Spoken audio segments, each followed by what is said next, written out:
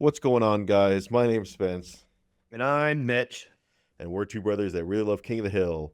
And today we're on the penultimate episode of season 2. It's one of my favorite words ever is penultimate. You're a vocabulary guy. You know what that means, Mitch. Oh, yeah. And here we are on a Peggy-centric episode, Peggy's Turtle Song.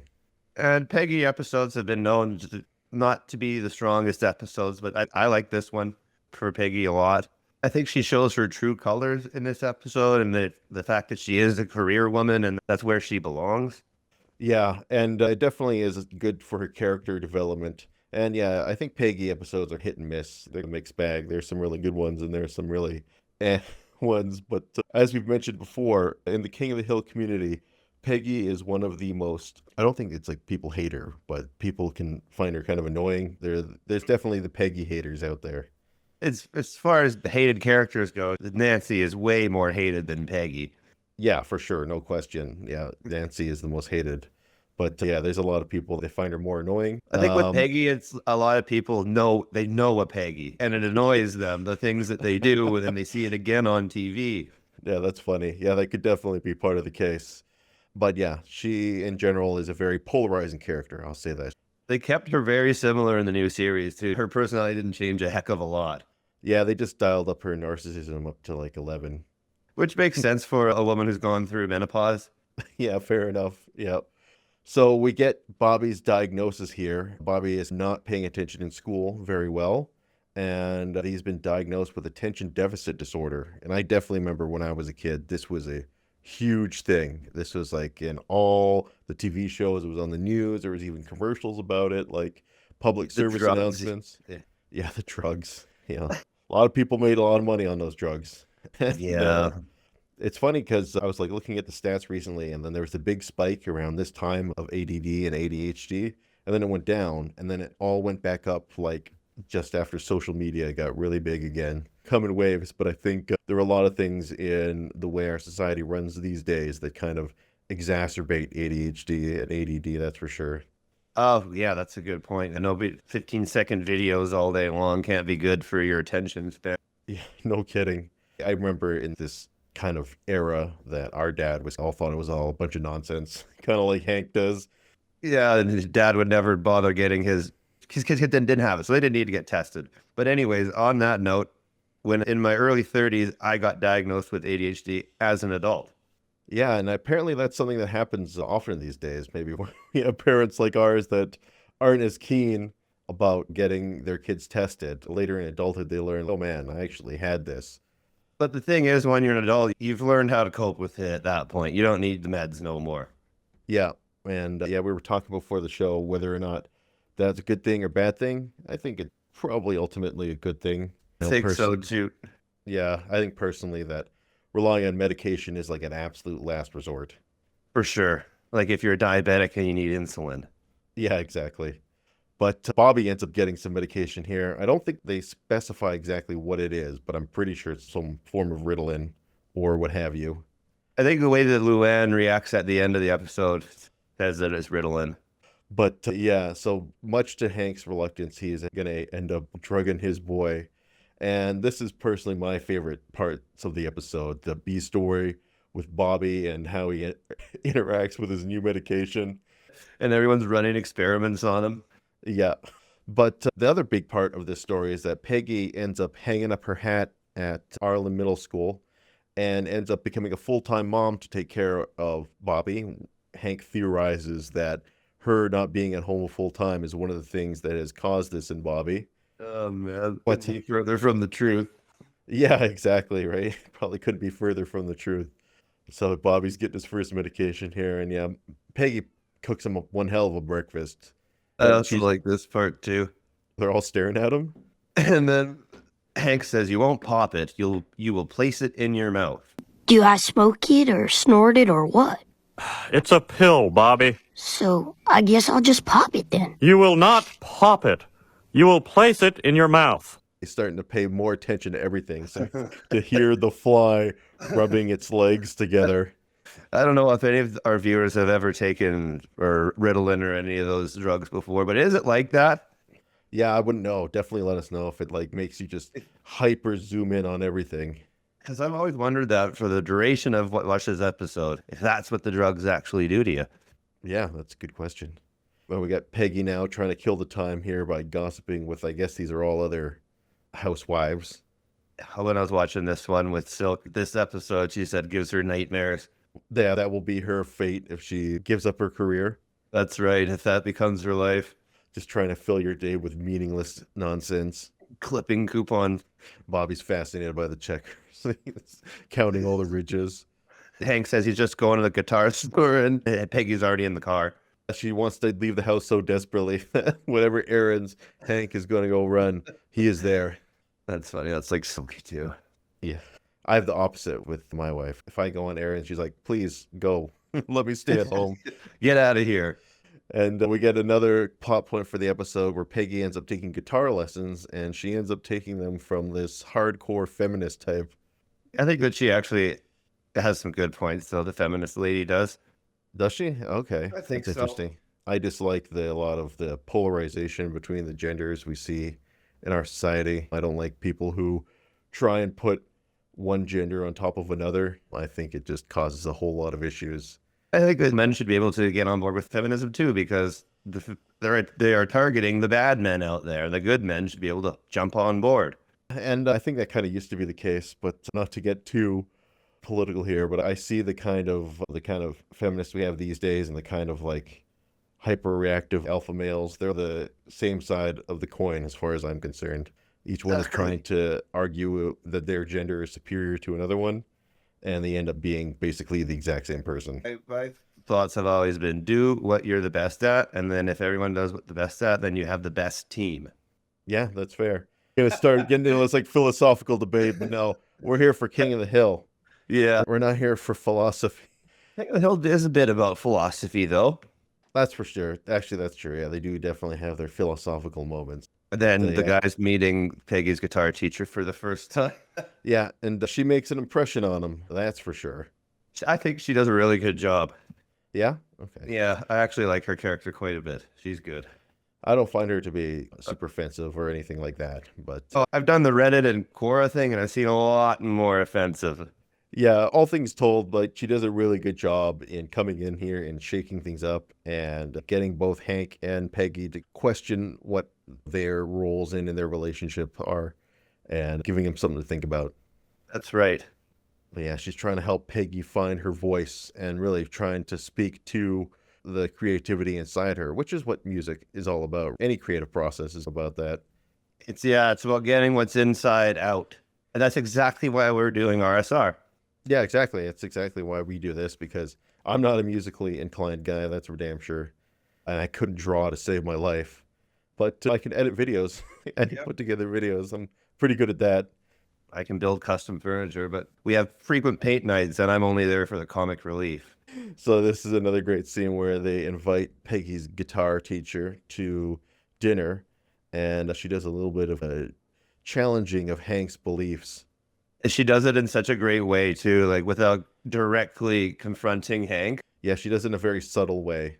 Yeah, which is not so much like the feminists on Reddit. Not so subtle there. That's part of the issue is when you try and bash somebody over the face with whatever your beliefs are, tends to not go very well. They tend to dig in and fight back harder. Peggy tells me you've been helping her write music, working with her and putting ideas in her head and such. You know, I was thinking about that turtle song of yours.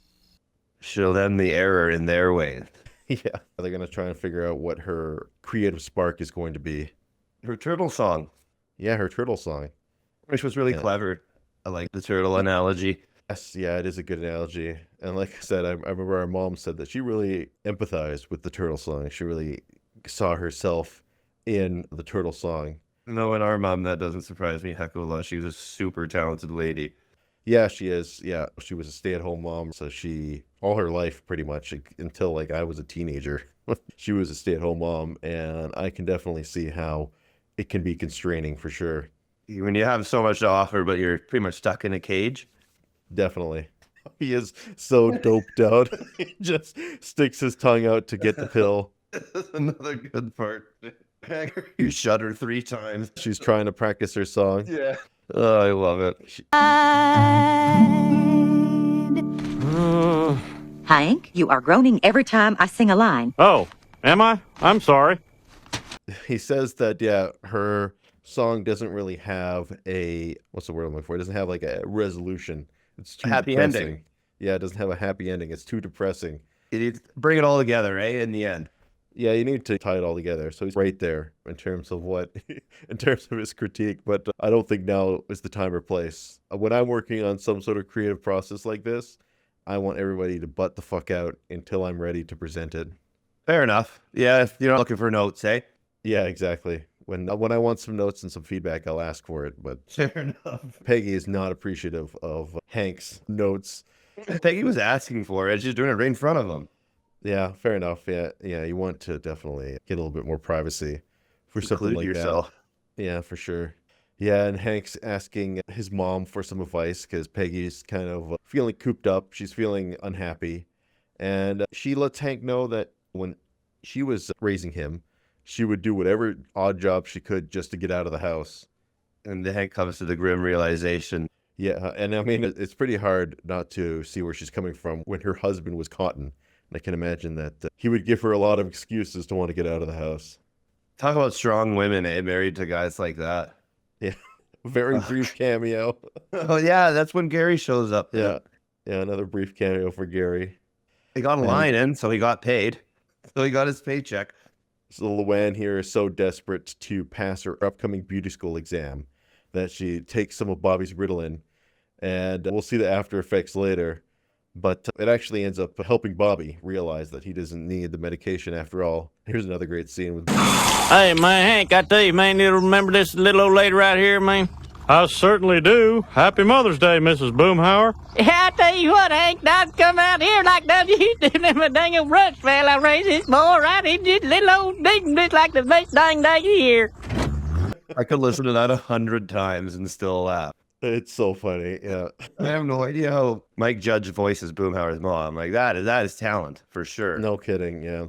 So Peggy is now getting ready to perform her turtle song in front of everybody, and Hank's sad about it, but he ends up he ends up realizing that he's put her in a cage, and seeing how much she valued teaching the kids and giving them her expertise. This is another great scene here where we see her schedule completely filled up until she stepped away from teaching, and then there's nothing. That was a scene that resonated with my wife for sure, because her schedule is insane. And the thought of her erasing everything, it shook her a little bit. Yeah. Some people, they always got to keep themselves busy, right? Be doing something. Stay in the loop.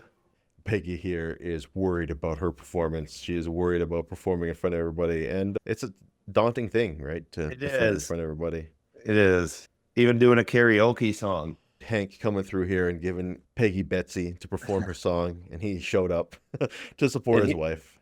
He is not comfortable in that bar, too. He's noticeably out of his element. He is definitely not happy to be where he is. But one of my favorite all-time Hank Hill quotes is, being a man is doing the things you don't want to do. Yeah. And that's what Hank's doing. Yeah, he's showing up to support his wife. And Peggy starts opening up her song, and all the girls, all the gals are cheering her on and saying, you fight the power, you fight the man. And they're all ecstatic. And then at the end, she ends up taking Hank's advice and ends up wrapping it up where the turtle finds herself with another turtle named Hank. That's good. I love it. Yeah, it is a really solid resolution to bridge the gap where they both realize, we screwed up a little bit here. Yeah, we weren't looking through each other's eyes, and that's the most important thing. Definitely, yeah. They realized that, they weren't understanding where the other one was coming from, and it ends up coming to a pretty solid resolution, it feels like. Thing from the heart, Peggy. You see the girls there chastising her. They're like, wow, she really copped out at the end there. Hank's the only guy in the bar. Yeah, he's the only guy clapping. And then, Hank realizes the error in his ways and basically says that she is such a fantastic mother that she has to get her mothering instincts out with more than one child. And basically says, you got to go back to teaching. Yeah, you have something to offer the world, and it'd be a shame to take it away. Yeah, and Bobby also reveals that he didn't take his meds today, and he was acting better than ever, and he's feeling better than ever, so doesn't really want to take him anymore. It's all fast and freezy. We can see the effect that the meds had on Luanne, where she is like super hyperactive, trimming all the shrubs to look like different animals. That scene with Luanne trimming the heads herself, when this first came out when I was, I don't know, 5, I've always remembered that scene for some reason. Oh, that's weird. Overall, personally for me, I'll go first. I find this to be a relatively mediocre episode. Not a whole lot of laughs, and I generally end up forgetting about it and skipping it on rewatch. So overall, I'm going to give this one a 6 out of 10. Ooh, man, I Yeah. don't know. I'm going to go with a 7.5.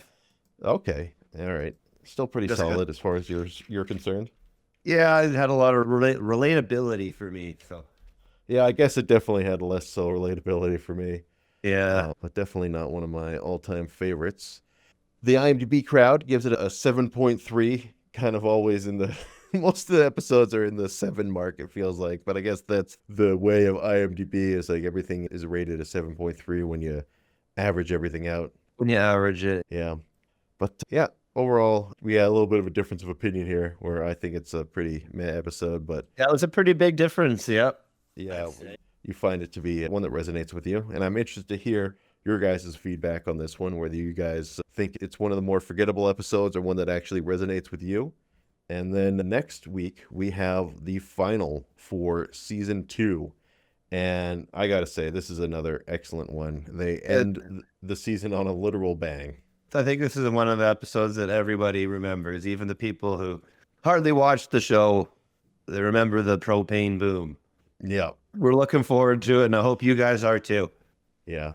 All right, guys. Thanks so much for watching again, and we'll see you next time. Thanks for watching. See you later.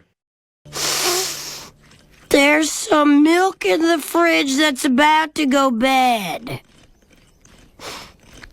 And there it goes.